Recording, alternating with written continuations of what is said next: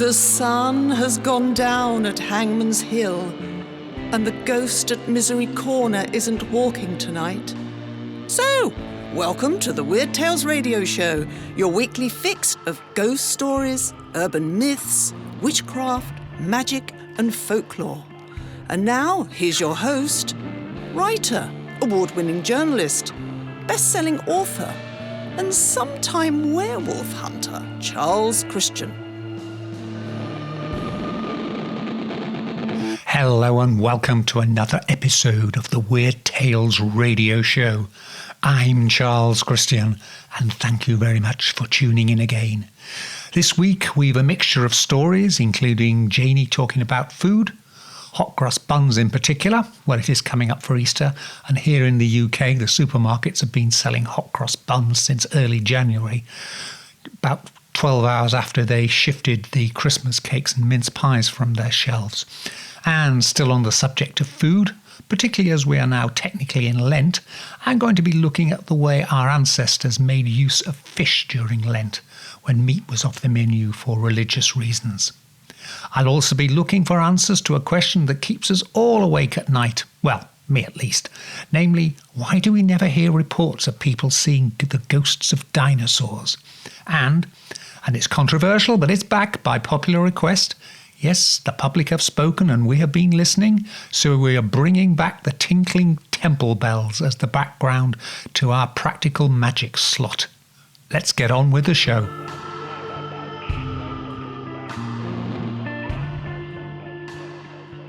Right, here's Janie with some seasonal folklore. Yes, because we're coming into hot cross bun and pancake season. Are we not? Not pancakes, no. Oh, when's Shrove Tuesday then? Have I missed it? Yes, we're bringing you today's news and yesterday's news Yes. and several months ago's news. Well, all right, I'll stick to what I know about hot cross buns. Okay. Can't even seem to speak this morning. Anyway, yes, they've been around a long time. And they're still around. Because they're an English tradition, basically. I don't know if they're traditional anywhere else. But anyway, in England, we try to eat them on Good Friday. Although sometimes you can get them all year round, actually. But so I expect you're desperate to know the origins of hot cross buns, aren't you? Desperate. Yeah. Nobody knows. Oh, thank you. Goodbye. Well, you know, it's not very obvious, but apparently there were quite a lot of different types of cakes that were special to Good Friday. In fact, they even used to have triangular cakes. The madness. Can you imagine? Triangular cakes. Might be quite good because you could bite off each corner and work your way inwards. And, but the earliest exact reference to hot cross bun was 1733.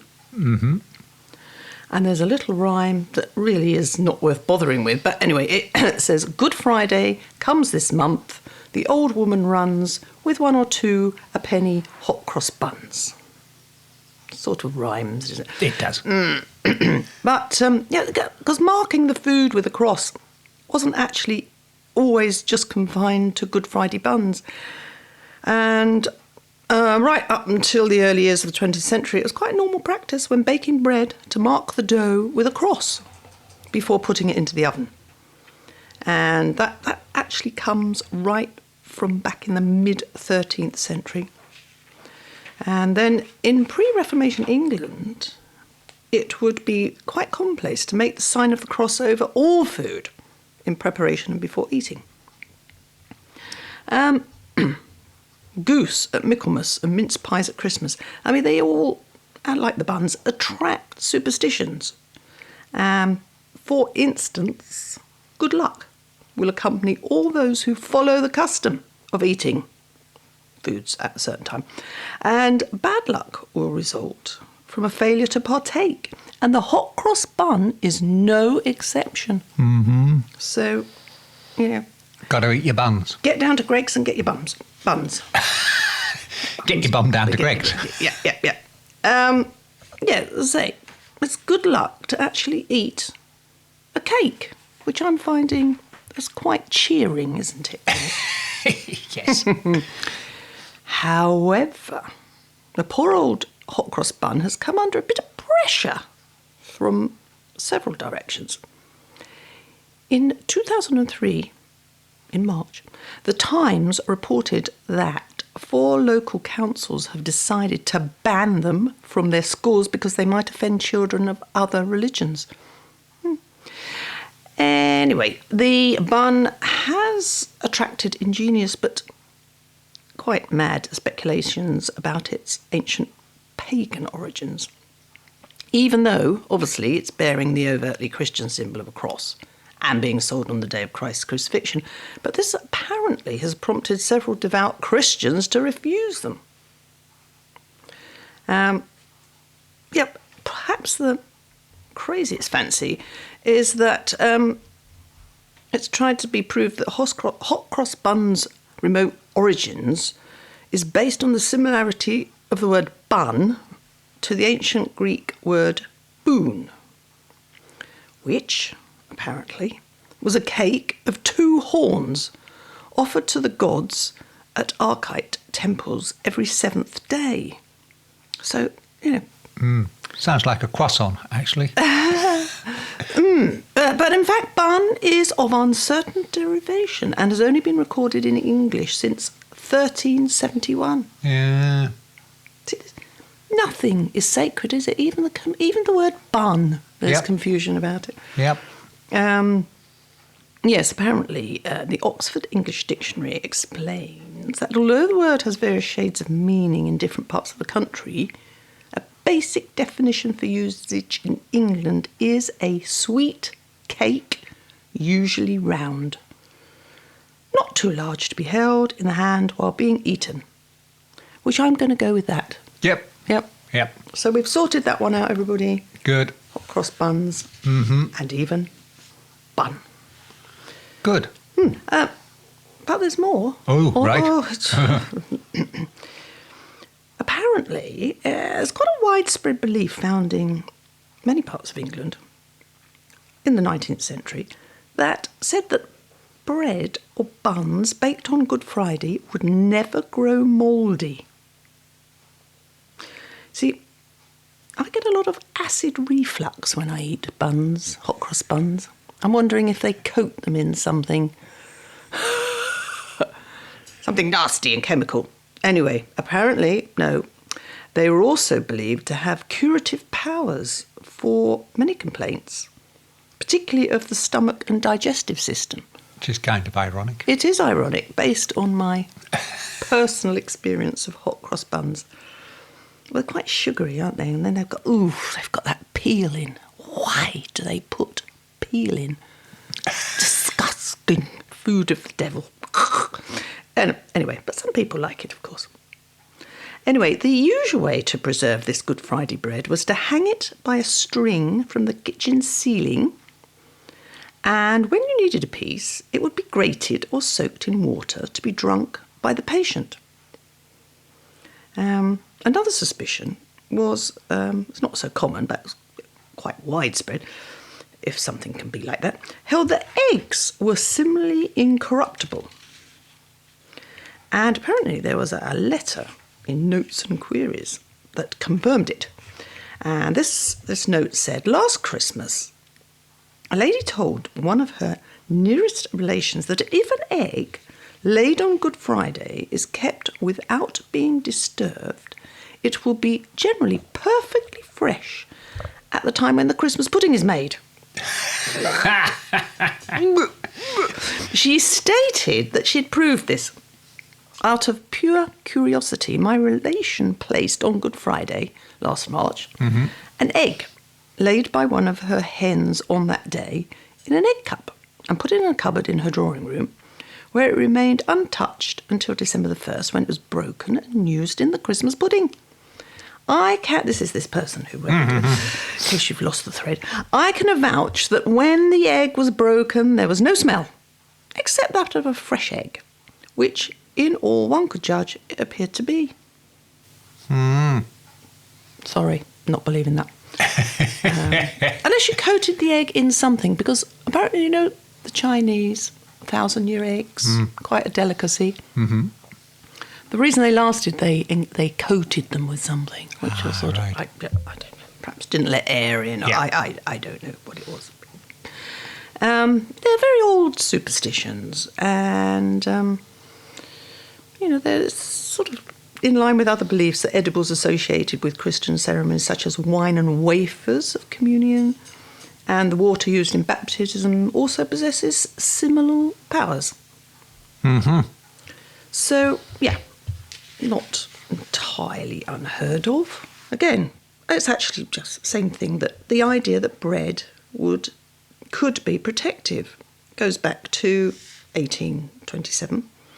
And there was an entry in William Hone's Everyday Book. And it says, in the houses of some ignorant people, gosh, they were so rude, weren't they? A Good Friday bun is still kept for luck.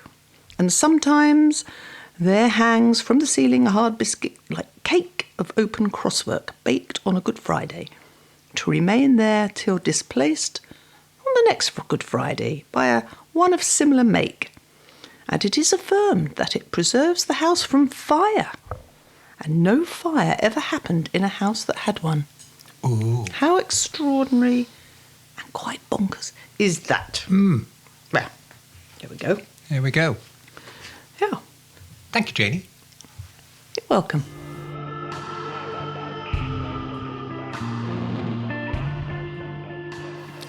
We've already talked about hot cross buns, and now here's another seasonal food item, and this is to do with fish and fish pies during Lent, which, for those of you who are unfamiliar with the religious overtones of Lent, traditionally you do not eat meat, and you generally go on a bit of a fast, don't eat as much food as you'd normally do, from Ash Wednesday, that's the day after Shrove Tuesday, through till start of Easter. And because you couldn't eat meat, our ancestors used to eat fish, because that was allowed. And I've got some information here. It's in my copy of Chambers' Book of Days, which is a wonderful collection of folklore, legends and bits of history and miscellaneous curious items. My copy was published in 1888, so we're going back here, 140 years. Anyway, here's some little bits about what people used to do, and this is in England during the Middle Ages, during Lent. Now, there's a report here from Edward III, King, and the Royal Exchequer paid for fish for the royal household. And they paid 50 marks for 5 lusts, that's 9,000 red herrings. They paid for £12 for 2 lusts of white herrings, so that would be about 4,000 herrings. They paid £6 for 2 barrels of sturgeon, £21 and 5 shillings for 1,300 stockfish, 13 shillings and 9pence for 89 conger eels, and 20 marks for 320 mulwells. That's mulwells, and I've been unable to find out what a mulwell is. Maybe they ate them all in the Middle Ages. And cooks in those days had many ways of preparing the fish, and one of the delicacies was a herring pie. In fact, the town of Great Yarmouth, which is just a few miles from where our studio is, by ancient charter, was bound to send 100 herrings baked in 24 pies or pasties every year to the king. And 3 other nobles in the area each had 30 acres of land, and the rent for that was to supply 24 pasties of fresh herrings for the king's use when they first came into season. Now, another favourite dish of that time was the lamprey, which is rather a disgusting eel. They were considered a great delicacy, King John, who liked his food, issued a law saying that to the sheriffs of Gloucester, the city is on a river and it's famous for producing lampreys, forbidding them on their first coming in to be sold for more than 2 shillings apiece. We have a report here of the Sheriff of Gloucester. We had sheriffs everywhere, not just at Nottingham, and he received the sum of £12, 5 shillings and 8 for 44 lampreys supplied for the king. The Corporation of Gloucester also used to provide the sovereign every Christmas as a token of their loyalty with a lamprey pie, which would have been quite a costly gift as lampreys weren't in season, so they must have had to buy them from far-flung places. The only thing I can else say about that is King Henry I, another English king. He died in the beginning of the 12th century from an illness brought about by eating too many lampreys after a day spent out hunting. In other words, he got killer indigestion. And there were also other things that people would eat. These included whale, porpoise and the grampus. Although it's now recognised that some of these animals aren't fish, they were regarded as fish and everybody ate them. So there you go.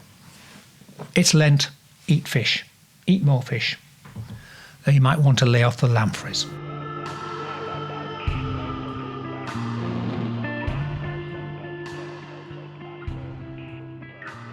Now, as promised at the outset, here's a piece on a topic I'm sure that keeps a lot of you awake at night. That's namely, why don't we see the ghosts of dinosaurs? Now, we're all used to the idea of ghosts as shadowy human figures, or perhaps a soldier or a woman in white, or, people dressed in Victorian era clothing or clothing of the 17th and 18th century, and you occasionally get the ghostly horsemen riding by, and sometimes even phantom black dogs. And we also have the example of ghosts of pets. There's a castle in Wales which is said to be haunted by the laughing ghost of a murdered pet monkey, and the Tower of London is said to be haunted by the ghost of a bear. In case you're wondering how come, that's because the Tower of London used to be the original London Zoo, so they had a lot of animals there. If animals can come back to haunt the living, why don't we see the ghosts of dinosaurs roaming around the streets? They lived on Earth for over 150 million years, which makes us humans, who've only been around for a few 100,000 years, look like pretty much Johnny-come-latelys. Our period on Earth is just a blink of the eye compared with the dinosaurs.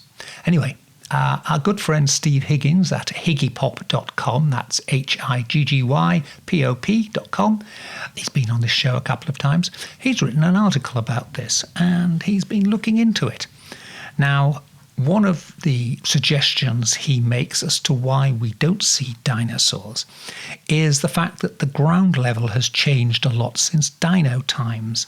Hence, their fossils generally are found deep underground, often in coal mines or where quarries have been broken into. We do have the convention of ghost stories of people and the like being seen walking around apparently with half their legs disappeared below the floor because they are walking on the ground level that was familiar to them in their time. And we also heard of ghosts that come out of their walk the way they used to do, so when the buildings they were living in were in a different form. So we hear ghosts walking out of bricked up doorways and generally carrying on their daily routine in long gone surroundings. So maybe that's what happens with dinosaurs. If they are still haunting, they'd be doing it underground. The tallest dinosaur was 19 metres high. That's about 65, 70 feet, with its neck stretched up. But the Jurassic era layer of rock is about 150 metres deep. So the very best, you might just see a dinosaur's head moving along at ground level, but not the rest of it. However, there's another theory that the reason is because dinosaurs weren't emotionally or spiritually developed enough to return as a spirit.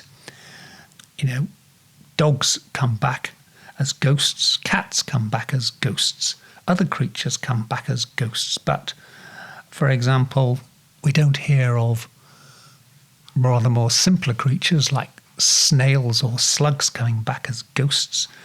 And we don't hear of vegetables or anything else like that coming back as ghosts.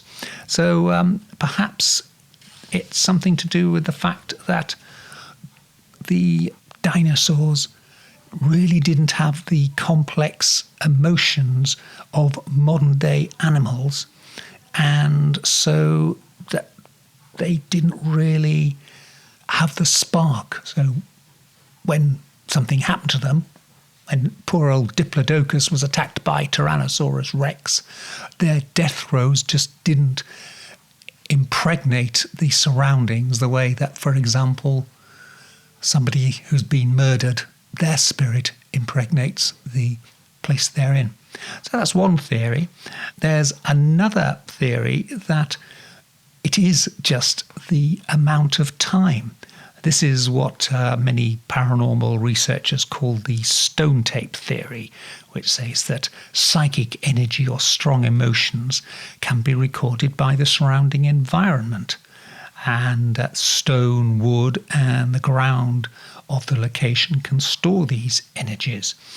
And that sometimes it's atmospheric conditions that can release the energy. And so rather like a old videotape being replayed, so the ghost is replayed doing its hauntings.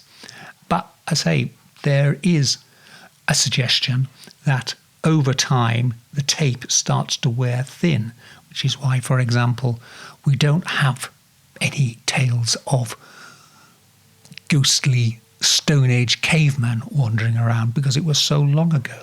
And even more recent ghosts, it's quite noticeable when you read the literature that after a number of years that some of the ghosts that were recorded in Victorian times and even the beginning of the 20th century are no longer seen, as if almost their psychic energy has worn thin. And obviously with dinosaurs living millions of years ago, it'll have worn a very, very thin indeed. So that's a possibility, that dinosaurs simply have faded away. Steve does end with one final thought, talking about dinosaur ghosts, and he asks about the Loch Ness Monster. He says it's often been spotted but never captured or studied. So he's saying perhaps this is a ghost of a long extinct aquatic dinosaur, but one that survived into relatively modern times. Interesting thought. At least I can go to bed safe in the knowledge that a raptor is not going to come out of the cupboard and terrify me in my sleep. You're listening to the Weird Tales radio show with Charles Christian.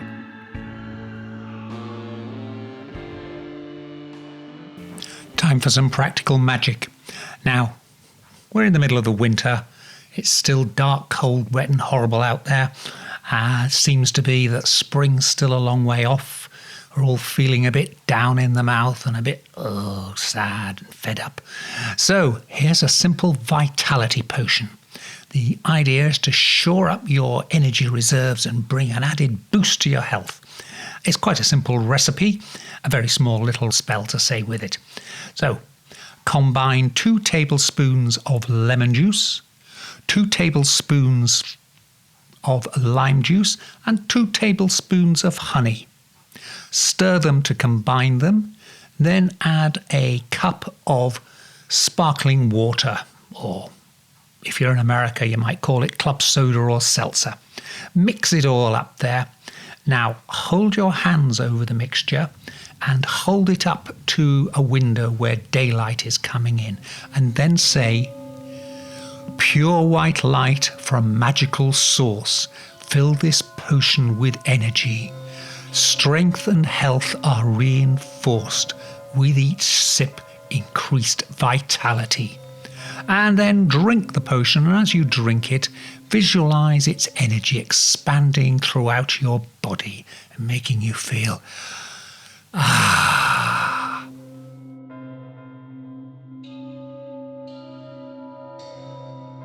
March comes in like a lion and goes out like a lamb. We've all heard that phrase, and it's an example of weather lore.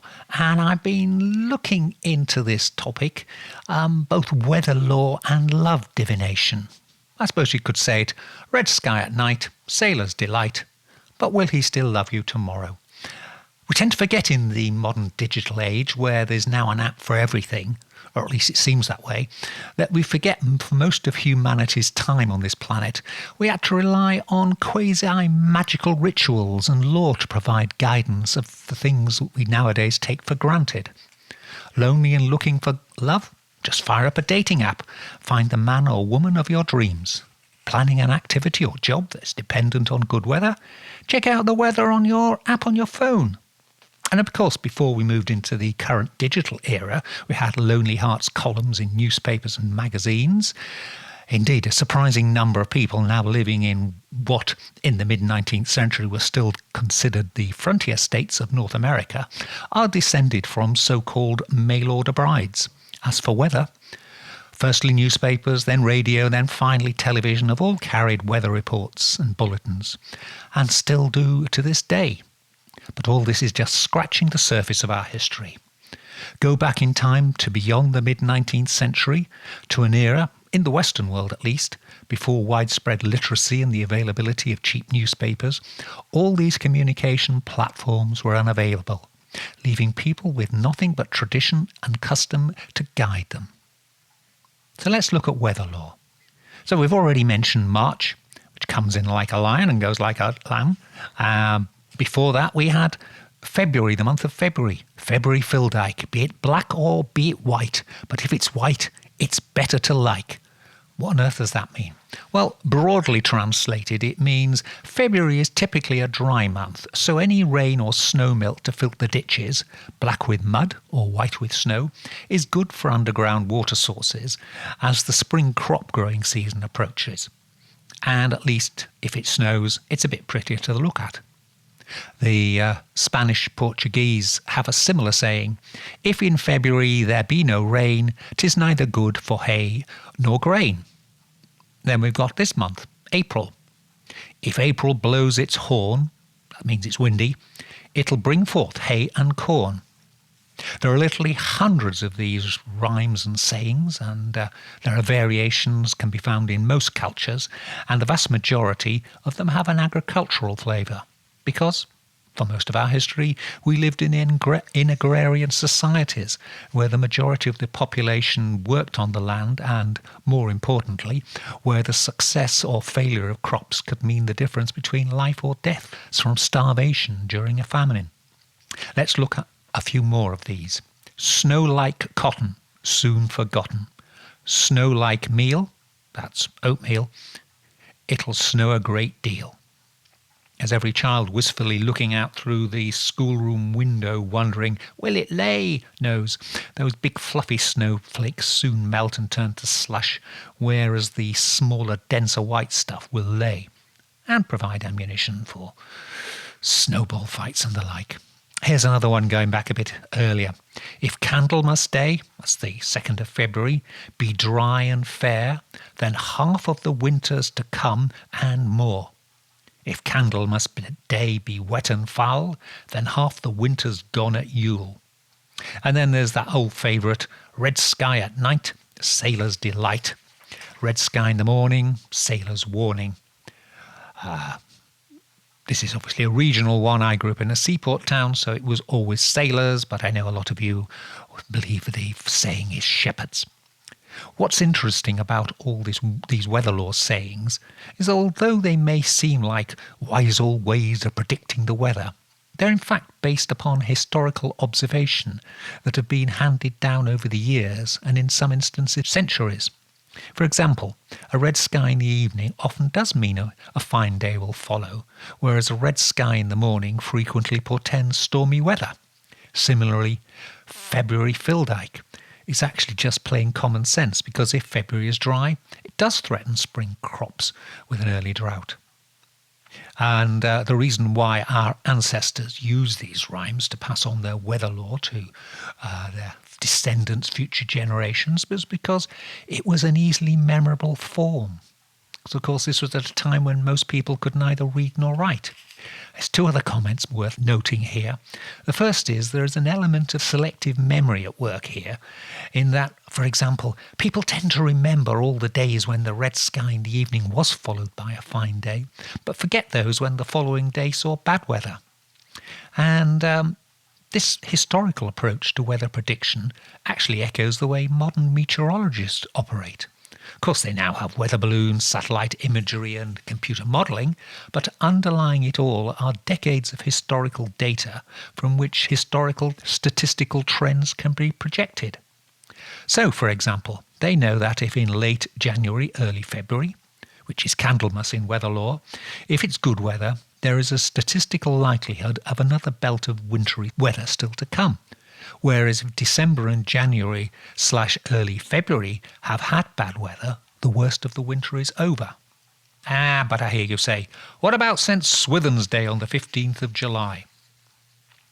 The rhyme, which dates back to at least the 13th century, says, St. Swithin's Day, if it do rain, for 40 days it will remain. St. Swithin's Day, if it be fair, for 40 days it will rain no more. Now, it's a clear prediction of what the weather will be until the 23rd of August, that's the 40 days. But just how accurate is it? The answer is, sadly, not very, as statistical data suggests that regardless of whether or not it rains on St. Swithin's Day, the next 40 days will contain some days in which it rains and others which it is dry.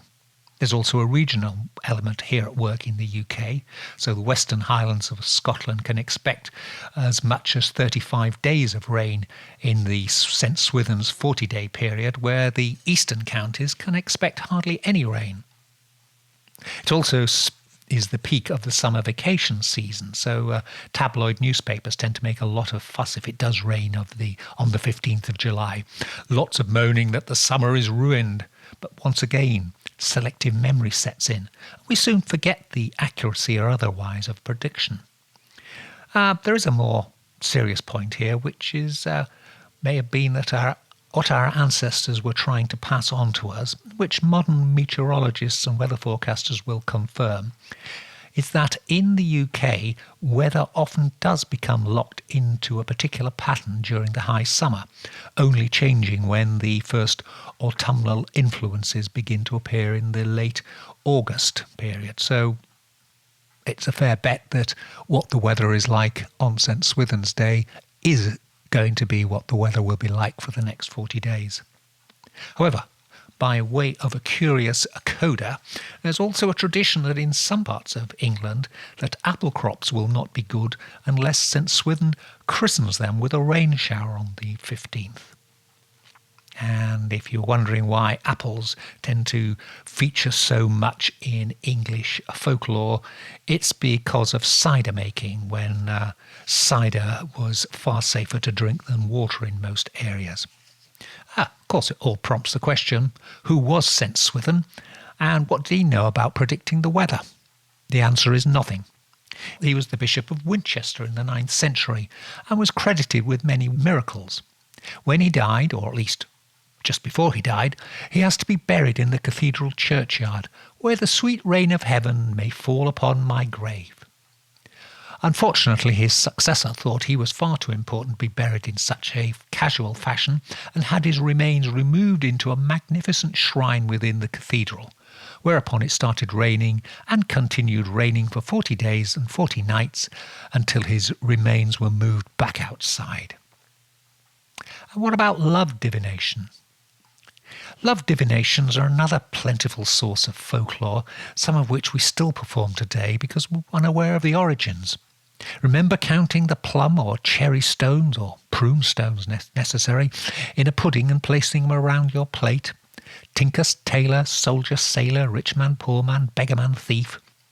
We still used to do that at my old boys' grammar school in the 1960s, oblivious to the fact it actually began as a way for women to divine the career of their future husbands.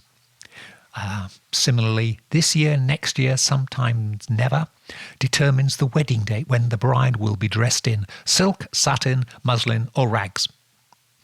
To understand the importance of love divination in bygone centuries, and more importantly, why it's almost exclusively a ritual among young women, need to appreciate until modern times, marriage was the only way women could improve their prospects.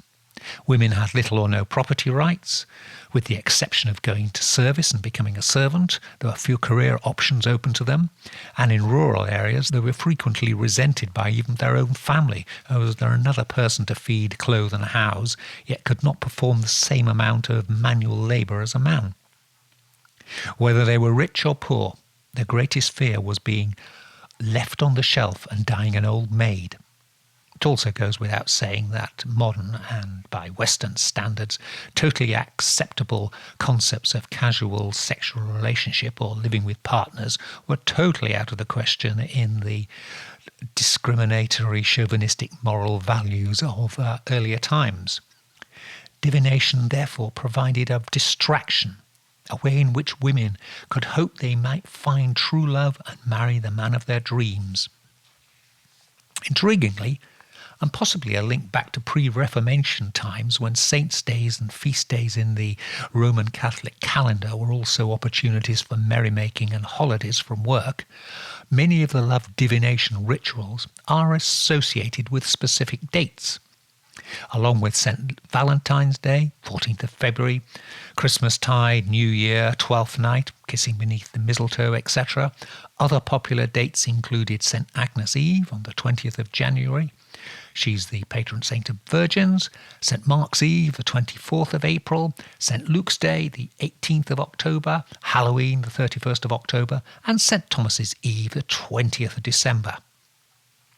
Some rituals merely involve fasting before going to bed and then saying a short prayer in the hope of seeing their future husband in their dreams. Here's one. St. Agnes, be a friend to me. In the gift I ask of thee. Let this night my husband see. Oh, this one. Good Sir Thomas, do me right. Send me my true love this night. Others are distinctly odd. For example, in Derbyshire it was said that if a girl walks backward to a pear tree on Christmas Eve and walks around the tree 3 times, she will see an image of her future husband. Of course, she may just be dizzy. And then those are which are, to put it politely, a little bit rude. There's a 1685 chapbook called Mother Bunch's Closet Newly Broke Open, where women are advised to take marigold flowers, marjoram, thyme, wormwood, then mix, dry and pound all this into a powder, simmer with honey and vinegar over a slow fire. Then the woman should go to bed naked and anoint her stomach, breasts and lips while repeating the following verse 3 times. St. Luke, be kind to me. In dreams let my true love see. Incidentally, an earlier writer commented that St. Valentine's Day was good for finding lovers, whereas St. Luke's Day was best for choosing husbands. To modernise, one of the oddest aspects of love divination is the relationship to Halloween. Today it's indelibly associated with ghosties, ghoulies, fancy dress parties and trick-or-treating. But in earlier times, and at least up till the later years of the 19th century, it was also an occasion for women to hold parties and play divination games. Not least as it was believed to be a liminal time when the boundaries between the real world and the other world of magic and the supernatural were more porous. For example, after bobbing apples, each woman would par an apple, peel it with an apple with a knife, and then whirl the peel 3 times around their head, throwing it over their left shoulder. The tradition was the letter formed by the apple peel as it hit the floor would spell the initial of her future husband.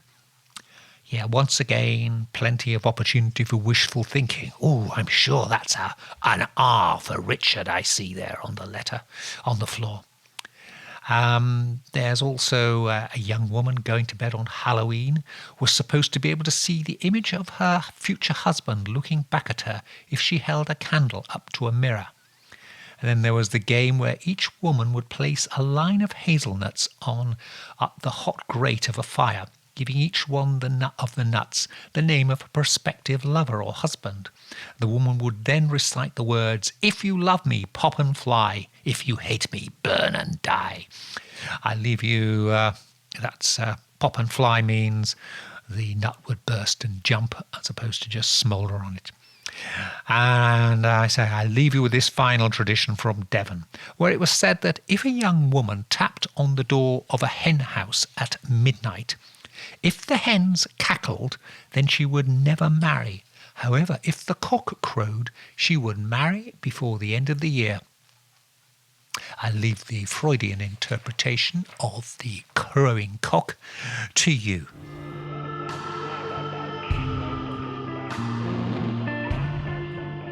Well, the weather's getting better. Time to go out on those ghost hunts because you're not going to freeze to death in the cold. However, we've got a fairly major league urban myth discussed for anybody planning going ghost hunting in the Norfolk Broads area, which is the Norfolk-Suffolk area of East Anglia, all the waterways around there, and a popular holiday-making centre. That last little piece is obviously for our non-UK readers. Now, one of the things we have here on Weird Tales Radio is we regularly monitor reports of hauntings. So we can say, the 2nd of April is the anniversary of a regular haunting at a certain location when the ghost of whoever is seen. And I was looking through the various databases and I came across a report that the 2nd of April was the anniversary of an annual manifestation of a crew of Vikings blowing horns and cracking whips making their way around the village of Ludham on the Norfolk Broads. And then 5 days later, on the 7th of April, we have the ghost of Acle Bridge, ACLE, and that was supposedly a ghost of a murder victim hunting for his murderer. And I thought, well, those ring a bell, because I'd recently bought in a charity shop a copy of Ghosts of the Broads by Charles Simpson. That's Norfolk Broads, not Broads as in women. I'd just like to clarify that. And this is a pretty much mid-condition copy edition of the book produced by local publishers, printers Jarrold and Son in Norwich in 1976.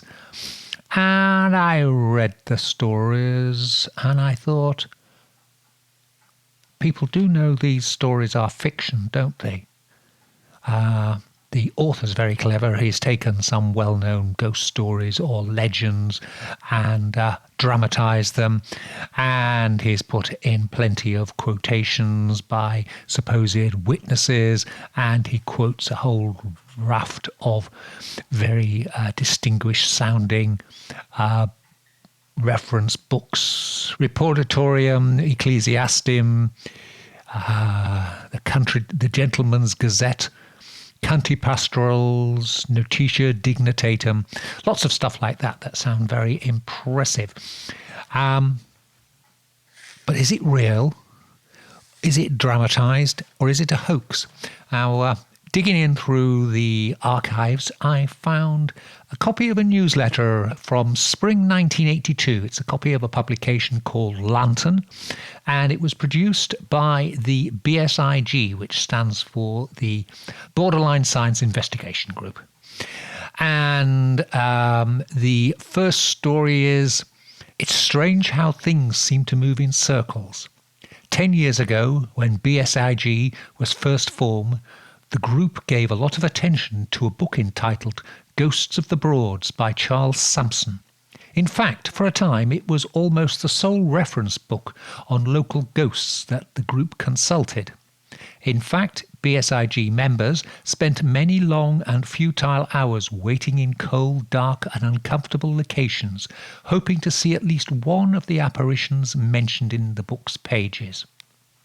As time passed, members of the BSIG became increasingly aware that all was not as it seemed in this book, and even went as far as discovering that some of the stories recorded therein were much closer to fiction than fact. But perhaps because the members of the BSIG did not want to admit it, that they had been misled, no real research was ever carried out into the stories. Finally, this situation has now been well and truly rectified, where one of our members has spent 18 months researching into the stories, and he publishes in this particular newsletter. And it's called Hoax of the Broads, an investigation by Mike Burgess. And it basically runs through the stories that feature in Ghosts of the Broads. This is the 1973 and 1976 editions, and comes to the conclusion that 90% of the book is sheer fiction in uppercase, and goes on to say that some of the stories are just loosely based around existing legends, some are totally fantasy, and also dwells on the fact that so many of the references, the eyewitnesses, etc., and these include lords, knights, scientists, clergy, military, JPs, and professional people. And not a single one of these people ever existed. And it also goes on to discuss the various books in the bibliography. And once again, most of these never existed. So what exactly happened? What is the story behind Charles Sampson, who apparently spent 25 years of his life cruising during his holidays around the Norfolk Broads, collecting these ghost stories and in some instances encountering them? He was a surgeon and later became a Harley Street physician, and along with Ghosts of the Broads, the only other books he's ever published include books about sailing on his motor yacht and books about medical science. He also apparently invented some form of marine signalling apparatus, which he was granted a patent for. And he died in 1940 at the age of 59. So what's the story? Well, this is basically what happened. The book began as a series of stories published in the Yachtsman magazine, and they were later compiled into a book published by Yachtsman Publishing, and I think it was actually sponsored by Herbert Woods. Certainly they still quote the stories in Ghosts of the Broads in their own literature. And essentially, they were a series of ripping yarns for people who were sailing round the Broads on their holidays, so that they could say, "Ooh, tonight we're mooring by St. Benet's Abbey, where it is said you can hear the screams of the treacherous prior who was hanged from the gateway of his own priory for letting the Normans in and betraying the Saxons," and plenty of other ones. And you can imagine when you're sitting in a boat in the 1930s with some little hurricane lamp for illumination, and you're all huddled around your little fire and having a hot toddy. It will be very atmospheric and spooky and rather jolly. Unfortunately, time got in the way, and when it came around to the republication of the stories in 1973, it was reprinted by Gerald, and it was given a fresh preface. And Richard Sutton of Fulham Market says, it's many years since I was given an original copy of this book, and I've always been fascinated by it, and I'm always looking for a way to republish it. And I've done lots of research, and this is what I can tell you about Dr. Charles Sampson, the Harley Street physician, and all his work. And it sounds very, very, very plausible, as if this is a new edition of a genuine ghost hunting book. But somewhere along the way in the editing, it's been lost the fact that, no, these aren't real case studies of ghosts. This is a pure fiction from beginning to end. Yes, he might have picked on an occasional story that we've heard of before, and that there is some possibility that this is a well-known ghost story, but most of them are made up. Indeed, when you read through these stories, you find that Charles Sampson has a bit of an obsession for black skeletons with fiery eyes rushing into buildings and dragging away wrongdoers for eternal damnation. They crop up on a number of occasions. And, you just have to look through them and you think, that's just been made up, hasn't it? Take this next piece here. There's a character who's quoted as a witness to a haunting, and he says, well, when good King James was king, you know the one I mean, the son of William the Conqueror and father of Pope Joan. Well, there was a very wicked man who lived near here in a big house where them trees are now, and it's been haunted too. Well, you should really flag up that maybe that's not all right. So this is a good example. It's the haunting at Potterham, again, on the Broads. And supposedly, he goes on to say, 2 men have seen this ghost in recent years. One's hair went snow white overnight, while the other man's hair completely fell out. And it gives names of the people who supposedly were struck bald or went white. And it talks about a Lady Carew who consulted a witch who concocted a spell so that Lady Carew's daughter would be able to make a good marriage. Lady Evelyn would be able to make a very good marriage. And it carries out all the details there. On the 31st of May, 1741, they were married by special licence in Norwich Cathedral by the Lord Abbot of St. Bennet at Home and Norwich. And goes on to say they then went on to their stately home where they held a feast. But on the stroke of midnight, the outer gates were flung open, and the bishop's coach arrived with his lordship robed in mitre. Large front doors of the hall were rolled back. The bishop mounted the steps.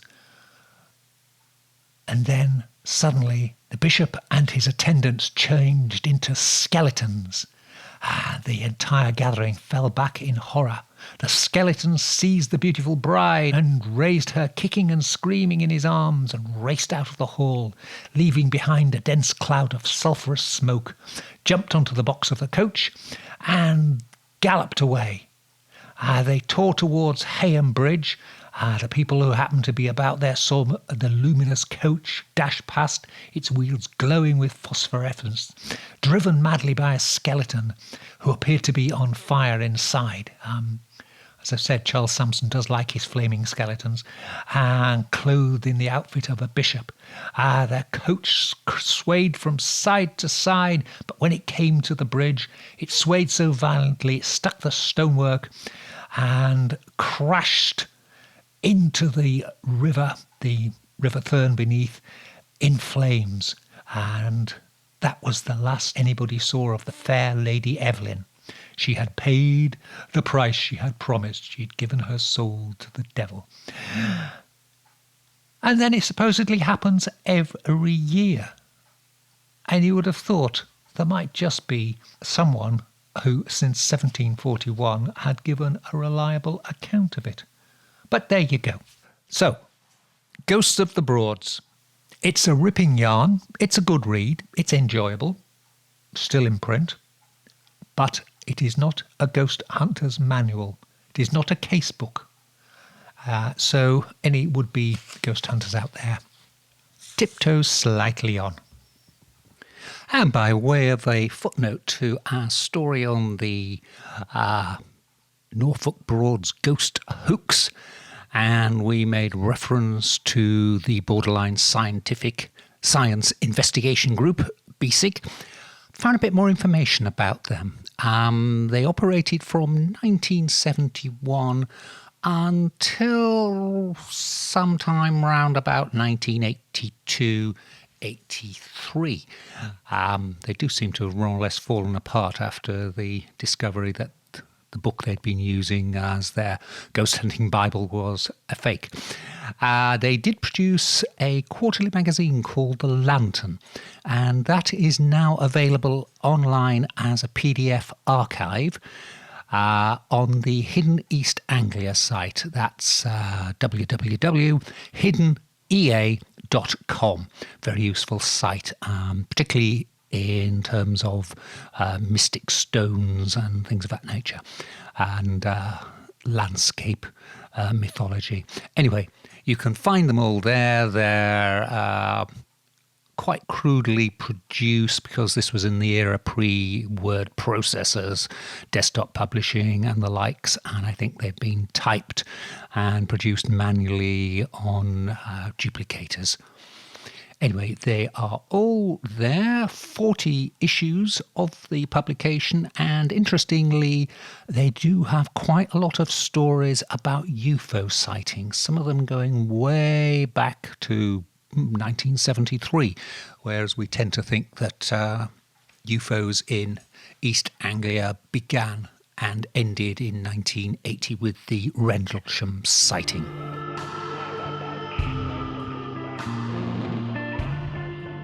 And that's it. We're out of time. Thank you very much for joining us, and I hope you'll join us again next time. Just one final thought. I spotted on Twitter a little definition. It said, tradition, it's just peer pressure from dead people. Yeah, I like that. Anyway, we'll be back next time, and until then, stay well, stay weird, stay different. Good night. Black Shuck, the demon dog of East Anglia, is baying at the moon, which means it's time for us to go. You've been listening to the Weird Tales radio show with Charles Christian, your weekly fix of ghost stories, urban myths, witchcraft, magic and folklore. You can keep in touch with us online at www.weirdtalesradio.com, by email to weirdtales@icloud.com, and on Twitter @ChristianUncut. Join us again next week for another edition of the Weird Tales radio show. Good night.